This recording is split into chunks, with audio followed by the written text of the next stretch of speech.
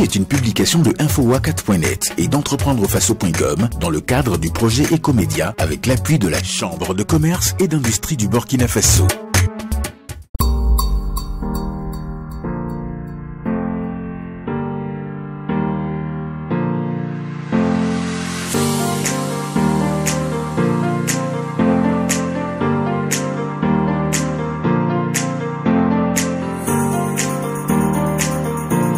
Je suis Madame Simone Zoundi, née Kafando. Je suis la promotrice de la société d'exploitation des produits alimentaires. Je représente également autres structures telles que la Fédération des industries agroalimentaires. J'en suis aussi membre fondatrice de...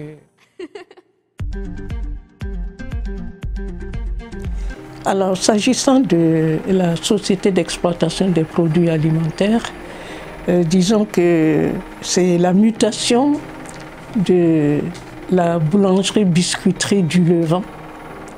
Et à partir de 1991, nous avons ouvert le capital pour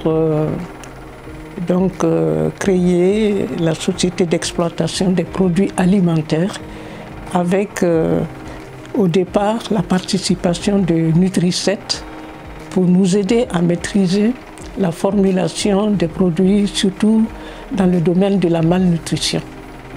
Et donc de 1978 à 1991, nous avons évolué dans le domaine de la biscuiterie, des farines infantiles, pour la valorisation des ressources locales, essentiellement les céréales et également tout ce qui concernait le domaine des fruits et des légumes.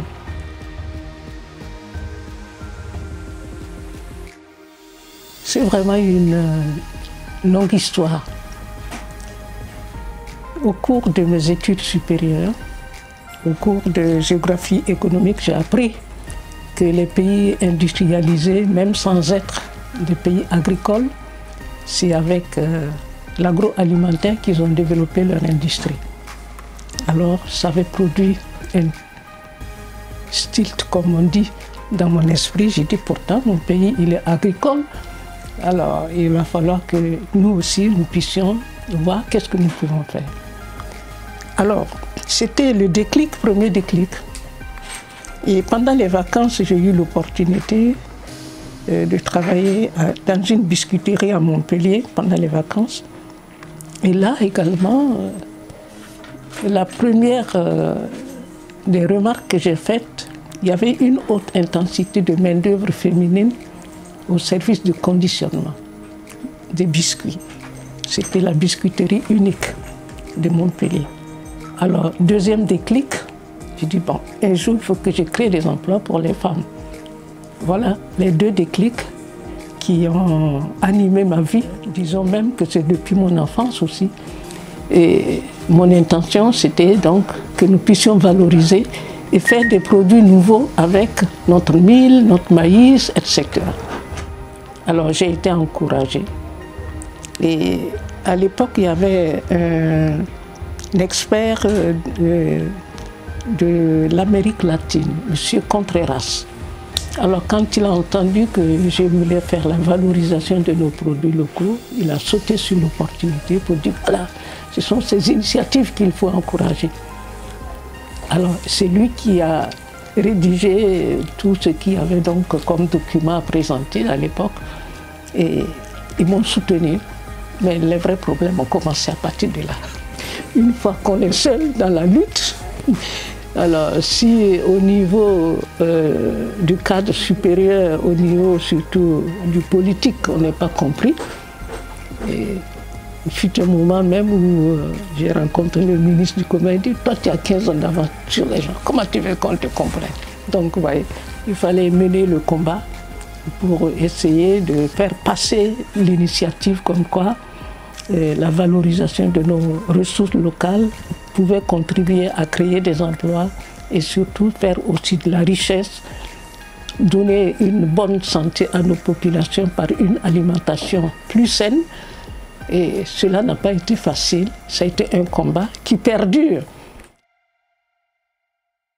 Et à partir de 91, donc quand j'ai rencontré M. Paul Gignès, j'ai dit bon, pour moi, depuis les indépendances, vraiment, on n'a pas fait grand chose pour valoriser nos ressources locales et je voudrais qu'il m'aide à démarrer ce projet.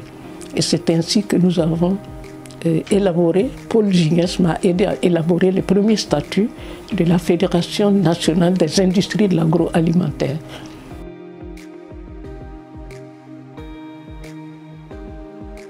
Oh là là, c'est toute une gamme. En ce qui concerne les produits pour la malnutrition, nous avons deux gammes. Nous avons la Vitaline, qui est une farine fortifiée à base de la farine de maïs enrichie. Nous avons la formule biscuitée et nous avons la formule instantanée. La deuxième gamme, c'est la Vita Casui, à base de farine de petit mil. Et là également, c'est très apprécié. C'est une farine enrichie. Et nous avons la gamme biscuitée et nous avons la gamme instantanée. Nous avons les biscuits vanille, nous avons les biscuits au sésame, comme on appelle croustillant sésame. Nous avons toute une gamme. Et là, au moins, vous avez 15 séries.